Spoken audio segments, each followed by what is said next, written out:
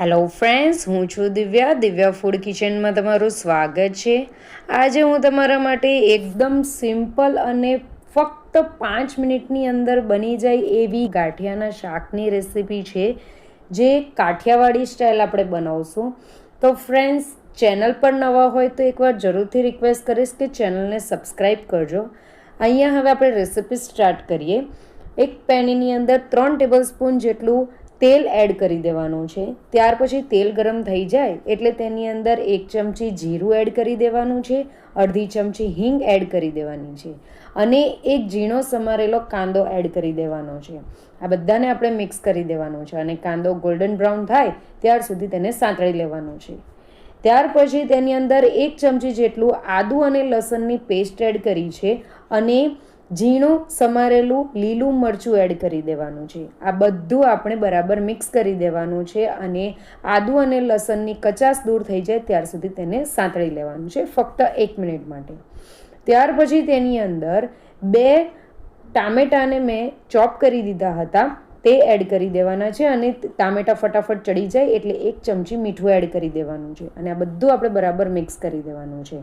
અને ટામેટા સોફ્ટ નહીં થઈ જાય અને તેની આજુબાજુમાંથી તેલ છૂટું નહીં પડી જાય ત્યાર સુધી તેને સાતળી લેવાનું છે. તો હવે તેલ છૂટું પડી ગયું છે તો તેની અંદર મસાલા કરવાના છે. અડધી ચમચી લાલ મરચું, અડધી ચમચી હળદર પાવડર, 1 ચમચી ધાણા જીરું પાવડર, આ બધું બરાબર આપણે મિક્સ કરી દેવાનું છે અને તેને અડધી મિનિટ માટે સાંતળી લેવાનું છે અને તેલ છૂટું પડી જાય ત્યાર સુધી તેને સાતળાઈ જાય એટલે ગેસની ફ્લેમ બંધ કરી દેવાની છે. ત્યાર પછી તેની અંદર અડધો કપ જેટલું દહીં એડ કરવાનું છે. અહીંયા તમે દહીંની જગ્યાએ 2 કપ જેટલી છાશ એડ કરી શકો છો અને તેને બરાબર મિક્સ કરી દેવાનું છે. ગેસની ફ્લેમ અત્યારે બંધ જ રાખવાની છે, નહીં તો દહીં ફાટવાના ચાન્સીસ રહે છે, અથવા તો ગેસની ફ્લેમ તમે ધીમી પણ કરી શકો છો. ત્યાર પછી તેની અંદર 1 કપ જેટલું પાણી એડ કરી દીધું છે અને ગેસની ફ્લેમ પણ ઓન કરી દીધી છે. ત્યાર પછી તેની અંદર અડધો કપ પાણી બીજું એડ કરું છું અને તેને પણ બરાબર મિક્સ કરી દેવાનું છે અને આપણે પાણીને બરાબર ઉકાળી લેવાનું છે. ફ્રેન્ડ્સ, ખૂબ જ ઇઝી રેસીપી છે. ફક્ત 5 મિનિટમાં આ શાક બનીને રેડી થઈ જાય છે અને ગરમ ગરમ તમે સર્વ પણ કરી શકો છો. તો અહીંયા હવે પાણીની અંદર બબલ્સ આવી ગયા છે, તો હવે તેની અંદર 1 કપ મેં ગાંઠિયા લીધા છે. અહીંયા મેં તીખા ગાંઠિયા લીધા છે. તમે મોળા ગાંઠિયા પણ લઈ શકો છો, માર્કેટમાં ખૂબ જ ઇઝીલી અવેલેબલ હોય છે. અને તેની અંદર 1 ચમચી જેટલો પાઉંભાજી મસાલો એડ કર્યો છે. પાઉંભાજી મસાલો નહીં હોય તો તમે ગરમ મસાલો એડ કરી શકો છો. ત્યાર પછી કોથમીરના પાન એડ કરી દેવાના છે અને તેને 1 મિનિટ માટે આ જ રીતે કૂક કરી લેવાનું છે.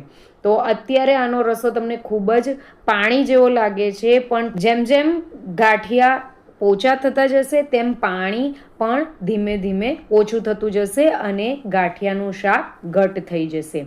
તો અહીંયા હવે ગાંઠિયાનું શાક બનીને રેડી છે, તો એને હું સર્વિંગ પ્લેટમાં લઈ લઉં છું. ફ્રેન્ડ્સ, ઇઝી રેસીપી છે, ફટાફટ બની જાય એવી રેસીપી છે, પણ ખાવામાં ખૂબ જ ચટાકેદાર છે. ધાબા સ્ટાઇલ આપણું આ શાક બનીને રેડી થાય છે. તો ફ્રેન્ડ્સ, એકવાર આ રેસીપી જરૂરથી ટ્રાય કરજો. તો તમને મારી આજની રેસીપી ગમી હોય તો મારી રેસીપીને લાઇક, શેર કરજો અને કમેન્ટ પણ કરજો. Thank you for watching. By.